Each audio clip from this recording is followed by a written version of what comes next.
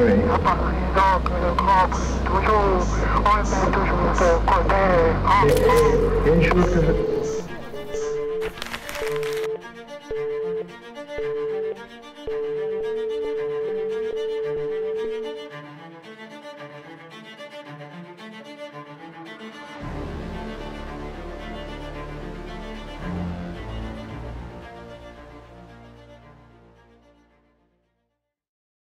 Mesdames et messieurs, bonjour, soyez les bienvenus dans cette chambre historique de la Cour d'appel de Dijon qui date de 1522. Donc ça fait plus de 500 ans qu'on rend la justice en ce lieu. Je souhaite cet après-midi faire un point sur la nouvelle étape importante intervenue ce matin dans le cadre de la procédure qui fait suite à la mort de Grégory Villemain le mardi 16 octobre 1984. Madame Jacqueline Thuriot, épouse Jacob, actuellement âgée de 81 ans, grand-tante de Grégory, a été ce matin mise en examen sous la qualification délictuelle d'association de malfaiteurs en vue de la préparation d'un ou plusieurs crimes ou délits, infractions prévues aux articles 450-1 et suivants du Code pénal et 265 et suivants de l'ancien Code pénal qui était en vigueur au moment des faits. Cette qualification pénale fait encourir la peine de 10 ans d'emprisonnement telle que prévue au moment des faits.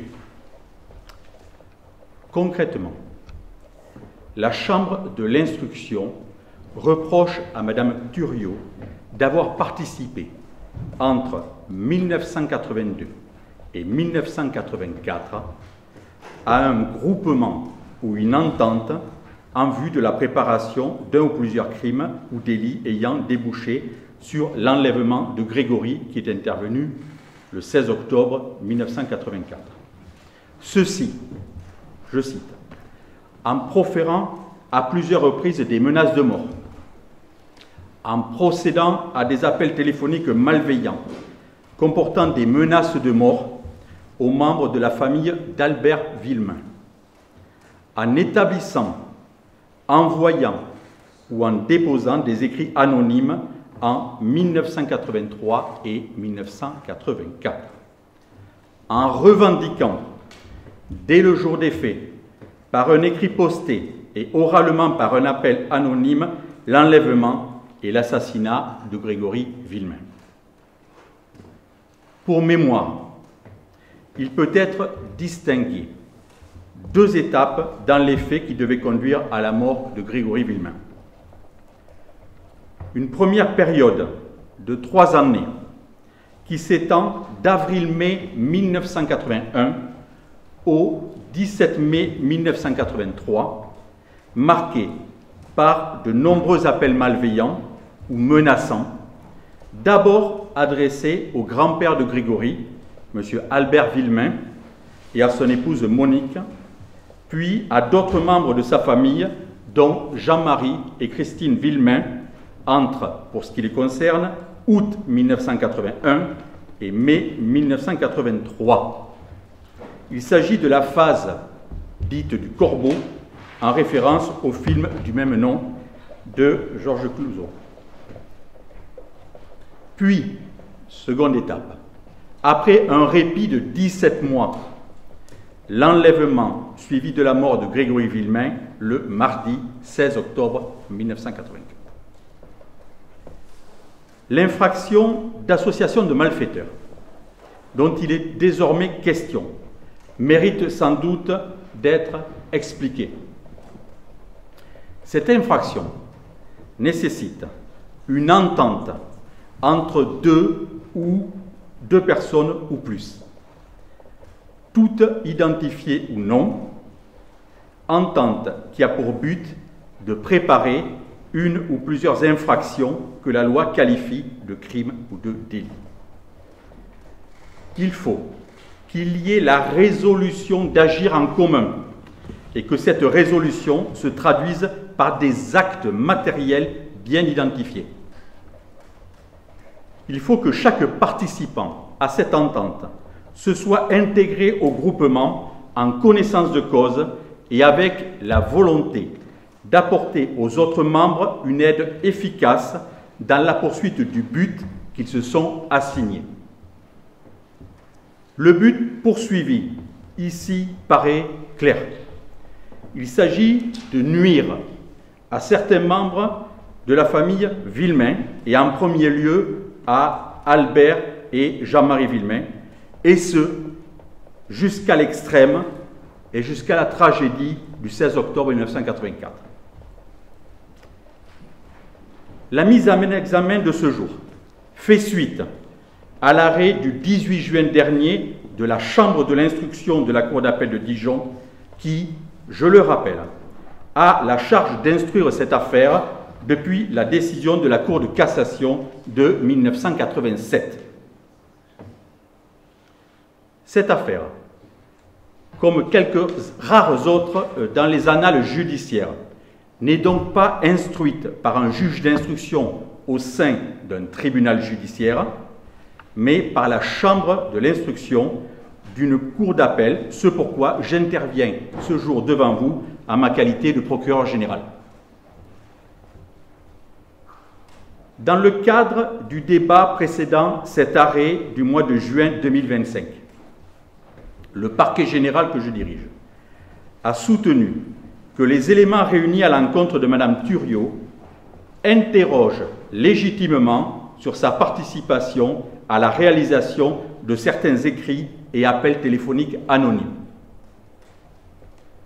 Cependant, qu'il ne semblait pas suffisant pour retenir contre elle, en l'état des éléments du dossier, la qualification criminelle d'enlèvement suivi de mort et d'assassinat précédemment envisagée, c'est-à-dire d'avoir participé personnellement à cet acte. Par ailleurs, nous avions estimé qu'il pouvait exister un risque juridique tiré de la prescription pour pouvoir envisager une qualification délictuelle contre Mme Thuriot.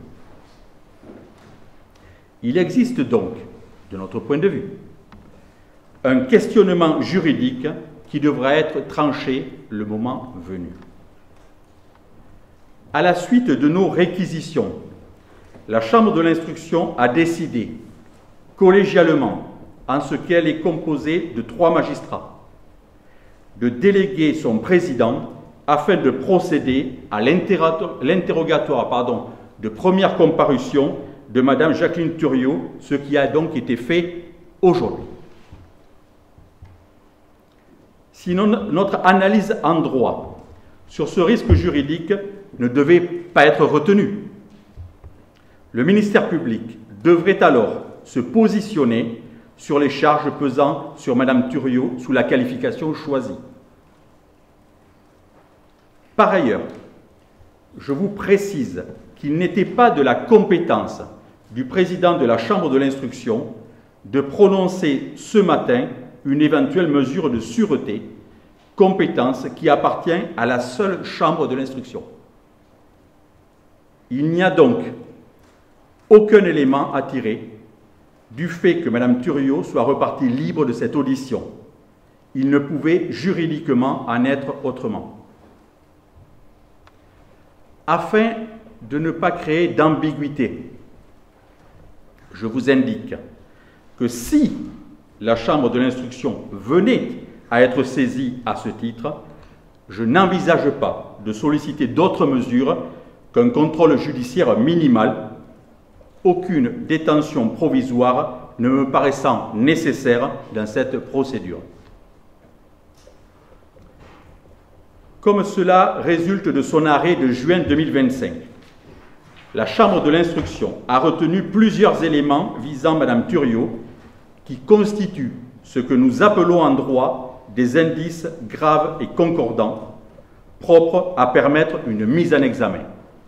Je liste les éléments dont il s'agit, qui ont été retenus par la Chambre d'instruction. Il s'agit de 2 expertises en comparaison d'écriture de 2017, réalisées par un même expert.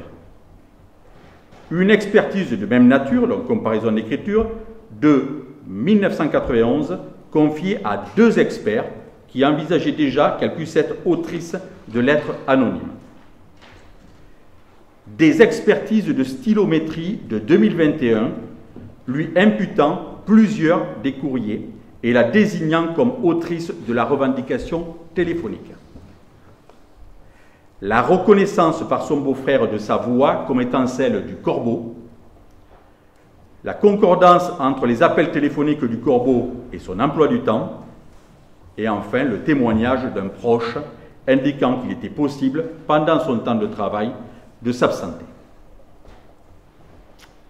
Supposons que tout le monde n'est pas familiarisé avec l'analyse stylométrique, qui est différente d'une expertise classique de graphologie ou de comparaison d'écriture, je vous précise qu'il s'agit, en matière linguistique, d'une méthode statistique qui étudie les styles d'écriture, comme le choix des mots et la structure des phrases, afin de permettre l'attribution de texte à telle ou telle personne. Madame Thuriot, qui était assistée de ses 3 avocats, a ce matin répondu aux questions qui lui ont été posées, en précisant notamment qu'elle n'avait jamais écrit ses courriers ni passé d'appels téléphoniques malveillants. Elle conteste donc totalement les faits qui lui sont reprochés. L'instruction la concernant devra donc se poursuivre dans les prochains mois. À côté et en parallèle de l'examen de la situation de cette personne, désormais mise en examen, le travail d'investigation se poursuit s'agissant notamment de l'audition de tous les témoins utiles à la manifestation de la vérité, de la recherche des ADN non encore identifiés retrouvés sur les courriers anonymes, les vêtements de Grégory et les cordelettes qui l'entouraient, ainsi que par toutes les expertises propres à éclaircir ces faits. Au-delà de toutes ces considérations très juridiques, dont j'ai la parfaite conscience qu'elles sont difficiles à appréhender, il demeure la volonté pleine et entière de continuer de manière construite, raisonnable et juridiquement sécure la recherche de la vérité la plus complète possible dans cette affaire. Au-delà de l'intérêt que beaucoup de Français accordent à ce drame, nous le devons à un petit enfant de 4 ans et à ses parents. Je vous remercie. Je vais, si vous le souhaitez, recueillir quelques-unes de vos questions et j'y répondrai de manière groupée en vous précisant d'ores et déjà que je ne répondrai à aucune question nécessitant que j'évoque le fond du dossier. Je ne suis pas sûr d'avoir bien compris la question de la prescription sur l'association d'influenceurs, est-ce que vous pouvez me dire l'opposition. D'accord. Si ça n'était pas prescrit, est-ce que vous seriez favorable à ce que ça soit poursuivi sur ce chef précisément? D'autres questions? Alors, monsieur. Sur la stylométrie, quand même, comme vous disiez, une méthode d'investigation assez nouvelle et qui peut paraître à première vue assez subjective, puisque c'est de l'analyse de texte et construction de texte. Comment est-ce que juridiquement ça peut être recevable? En tout cas, comment on peut intégrer des investigations nouvelles de ce type dans les dossiers? D'accord. Je vous en prie, madame. En tant que procureur de Dijon, comment vous appréhendez ce... Alors, procureur général. Voilà. Procureur général de Dijon, comment vous appréhendez ce dossier? Est-ce que c'est sur le dessus de la pile ou est-ce que c'est un serpent de mer? Je pense que vous avez déjà la réponse. D'autres questions? Les avocats Jacques Colomb oui. qui faisaient un recours contre cette oui. mise en examen. Est-ce que vous pouvez nous indiquer procéduralement, s'agissant d'une mise en examen ordonnée par le juge de l'instruction, qui va être chargé de... D'accord. Monsieur? La mise en examen de Mme Barbier en 2017 avait été annulée au motif que, pour un vice de procédure, au motif qu'elle était toute seule d'avoir décidé de cette mise en examen. Oui. Là, la mise en examen qui est intervenue ce matin, elle a été faite par la Chambre d'instruction ou par le juge Gros tout seul? Non, elle a été décidée par la Chambre d'instruction le 18 juin dernier, qui a mandaté, qui a donné mandat au président de la Chambre d'instruction pour concrètement l'affaire ce matin. Donc, est-ce qu'on retombe Donc ce sont dans le trois schéma personnes, ce sont trois magistrats qui ont pris cette décision. Voilà. Donc on ne retombe pas dans le schéma qu'avec Mme Barbier. Non.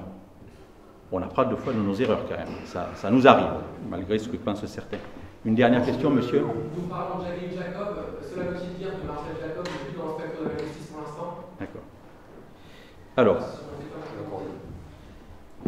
je vais déjà commencer à répondre à celle-là et nous verrons pour la suite. Alors, la question de la prescription. Alors, je vais devoir me lancer dans des explications assez techniques, assez juridiques. Je vais essayer de le faire cependant à mots simples pour que vous compreniez comment se pose ce questionnement juridique. Donc, le risque juridique que j'ai évoqué tout à l'heure résulte de l'application des règles relatives à la prescription de l'action publique. À l'époque des faits, en 1984, la prescription de l'action publique des crimes comme donc l'assassinat était de 10 ans à compter du jour où l'infraction a été commise. À cette époque, la prescription de l'action publique des délits, comme l'association de malfaiteurs dont nous parlons, était de 3 ans à compter du jour où l'infraction a été commise. Grégory Villemain a été assassiné le 16 octobre 1984 et les investigations se sont terminées par un arrêt de non-lieu à suivre par la Chambre de l'instruction de Dijon le 3 février 1993. 7 ans après, donc il y a un premier terme à cette procédure. 7 ans après, en 2000, donc moins de 10 ans après 1993, la prescription de l'action publique a été interrompue par une reprise de l'enquête qui s'est toutefois à nouveau arrêtée en 2001 par un nouveau non-lieu. 7 ans après encore, en 2008, donc moins de 10 ans après, la prescription de l'action publique a de nouveau été interrompue par une reprise d'investigation, investigation toujours en cours. Donc la procédure dont on parle aujourd'hui, elle est ouverte ici depuis 2008, sans discontinuité. On comprend bien là que l'action publique qui consiste à enquêter sur les faits criminels du 16 octobre 1984 n'est pas prescrite. On a le droit de continuer à investiguer et c'est ce que fait la Chambre de l'instruction de Dijon avec beaucoup d'implications. Qu'en est-il? Qu'en est-il de l'association de malfaiteurs qui était à l'époque des faits un délit et non un crime? À la suite de l'arrêt de non-lieu du 3 février 1993, l'application de la loi sur la prescription de l'action publique des délits permet de comprendre que l'action publique est prescrite 3 ans après cet arrêt, soit le 3 février 1996, si vous me suivez.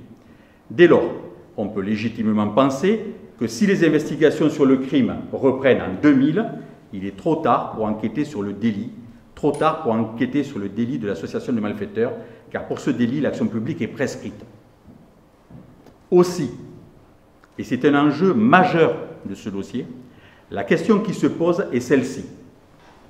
Est-ce que l'association de malfaiteurs, à la supposée connexe au crime, indivisible avec le crime, en concours avec le crime, est-elle forcément englobée par les règles de la prescription du crime, ou bien cette association de malfaiteurs, en tant que délit indépendant, suit le régime de la prescription des délits?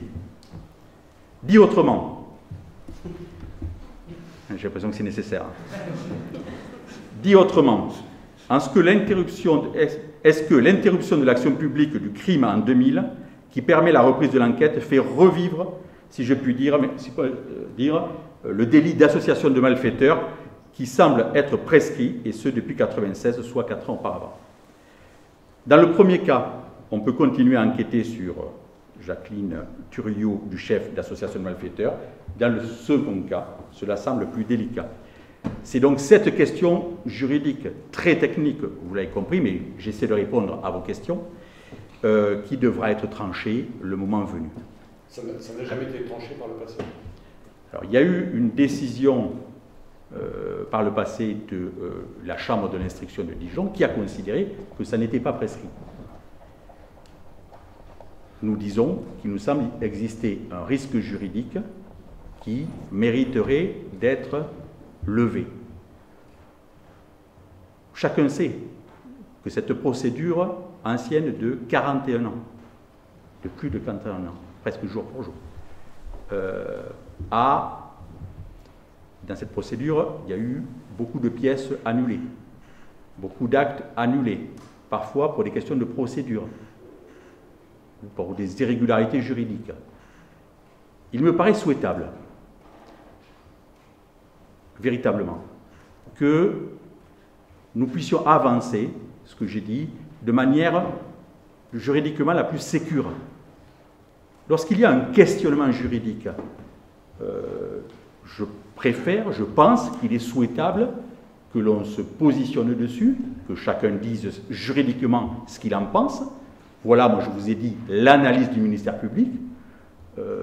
Les autres parties dans ce dossier auront peut-être une autre analyse, et elles sont parfaitement légitimes à le faire. Et ensuite, il me paraît souhaitable que nous puissions trancher cette question. Je ne voudrais pas que nous attendions, je dirais, d'avoir des mois ou des années pour, au bout du bout, se dire, ben, finalement, ça n'était pas comme ça que nous devions raisonner en droit. Voilà. Ça a déjà été le cas par le passé, nous le savons. Je pense préférable d'avancer, voilà, de manière sécure pour avoir des débats. Alors, et je réponds à la question de monsieur sur le fond, je dirais, de est-ce qu'il y a suffisamment d'éléments pour retenir vis-à-vis de cette dame ce délit d'association de malfaiteurs. Dans un deuxième temps, avoir un débat en sachant qu'en droit, nous sommes sécurisés. Voilà, que le débat peut avoir lieu et se développer de manière la plus stable possible. Voilà, c'est ça la position que je défends, et je pense qu'il faut avancer de cette façon-là. Alors, je vais essayer de répondre aux premières questions. Je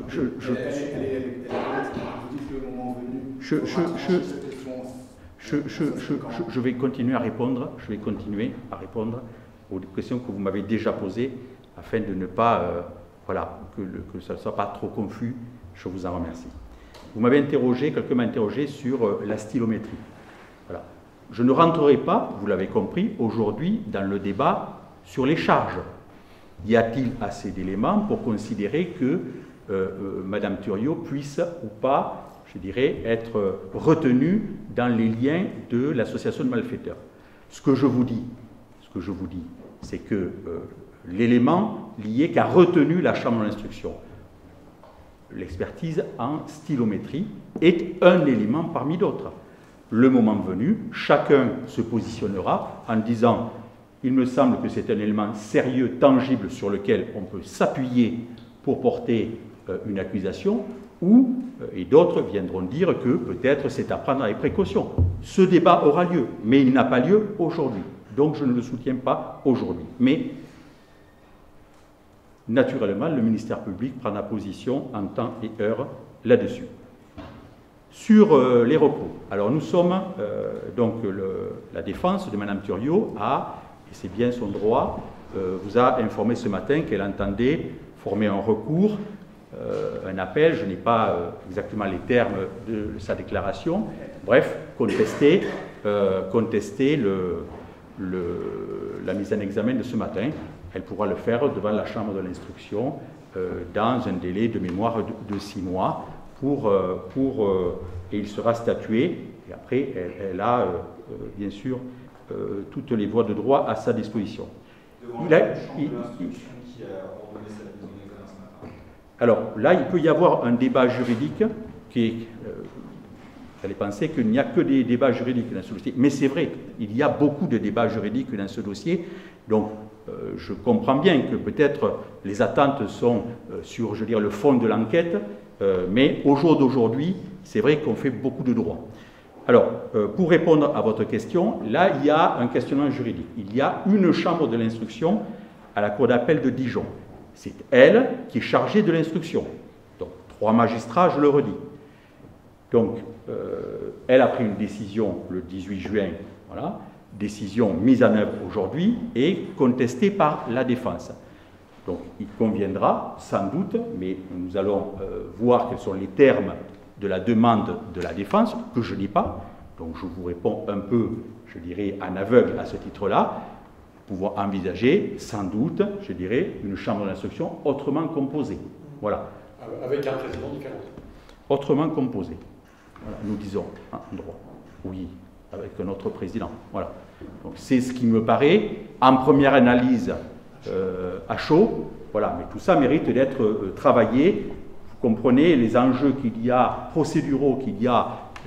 Comme je vous l'ai dit, c'est de manière très rare qu'une affaire criminelle est instruite à hauteur de cour, comme nous disons. Voilà, d'habitude, c'est un juge d'instruction et vous avez à côté un procureur de la République. Voilà. Ici, c'est une chambre d'instruction et à côté un procureur général. Donc ça veut dire qu'il y a très peu de jurisprudence sur le schéma procédural. C'est ce qui s'est passé en 2017.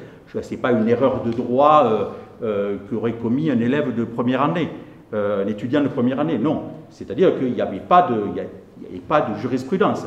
Donc il a été fait d'une certaine façon. Et puis après, il y a eu un débat juridique. Il a été considéré que ça n'était pas la façon dont il était souhaitable que cela se passe. Voilà.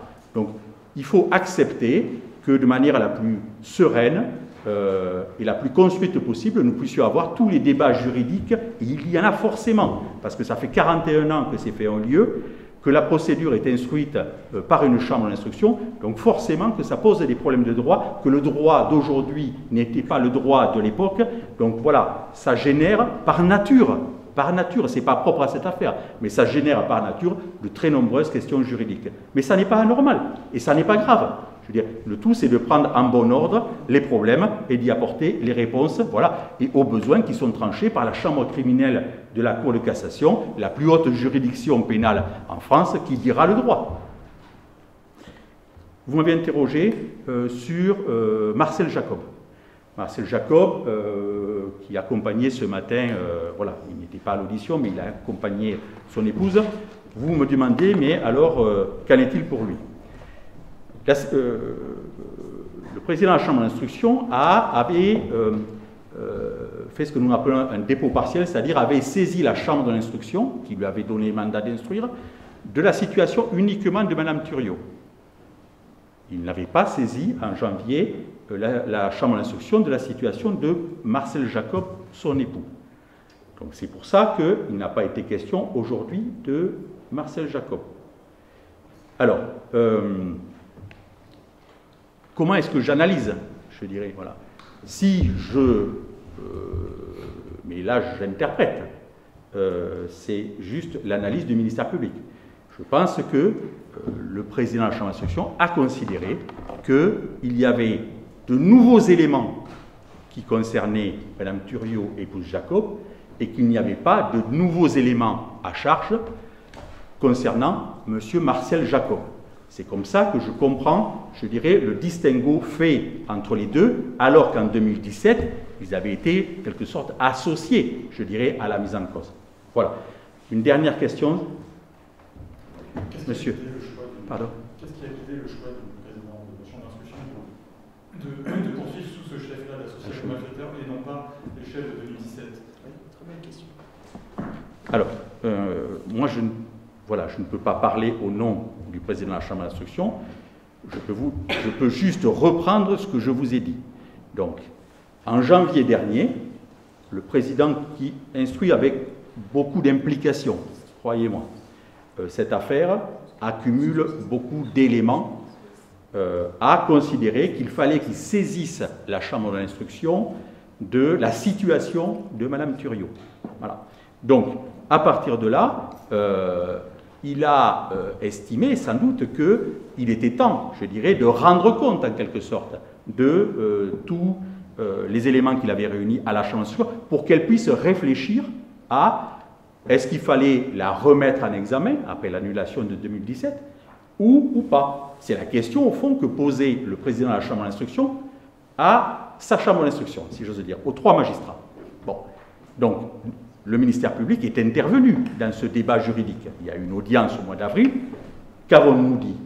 Nous avons analysé, et nous le faisons à 3 au ministère public. Donc, à mes côtés, j'ai mes 2 avocats généraux, Olivier Bray, ici présent, et puis Dominique Mirkovic, qui n'est pas là aujourd'hui. Donc, nous avons réfléchi à 3.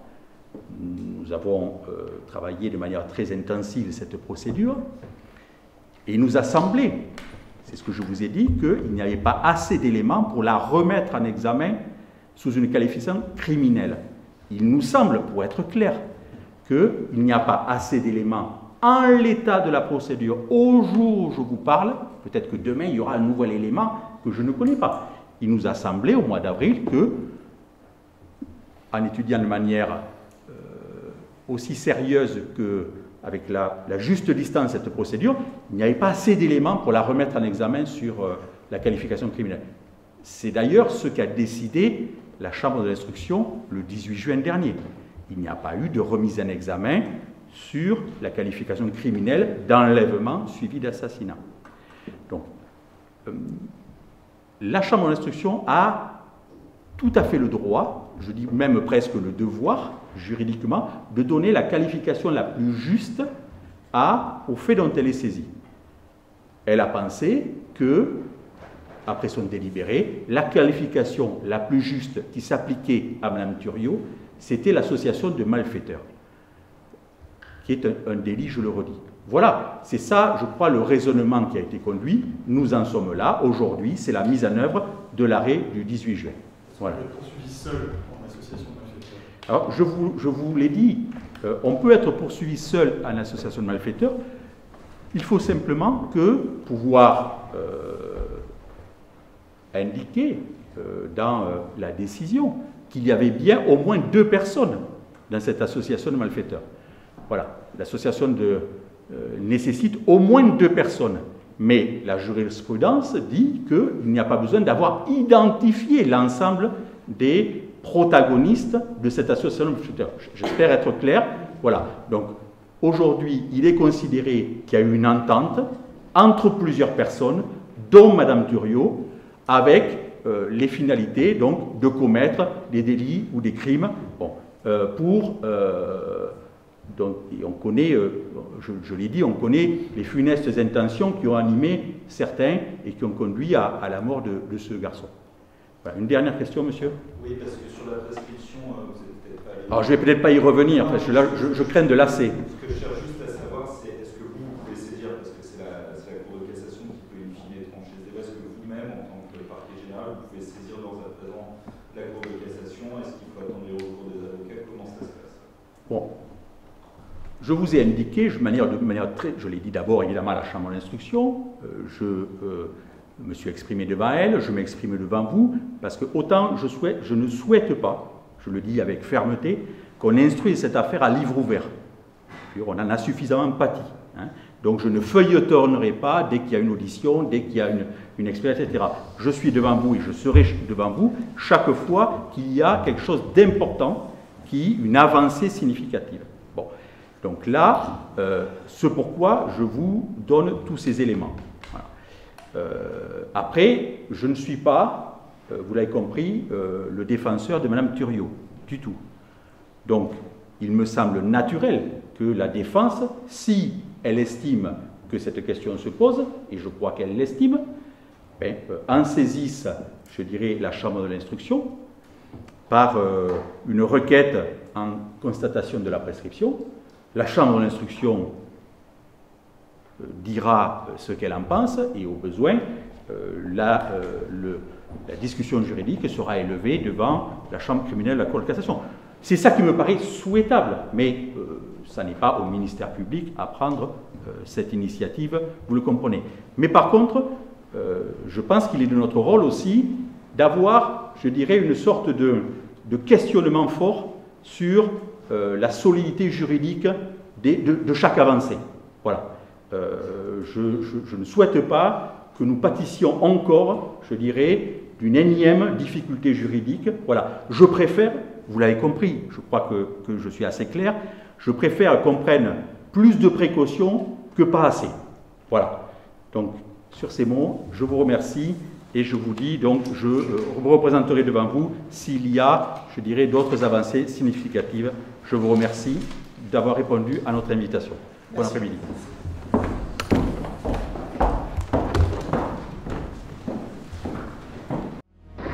Par exemple, toujours, on met toujours de côté. Il y a une chose que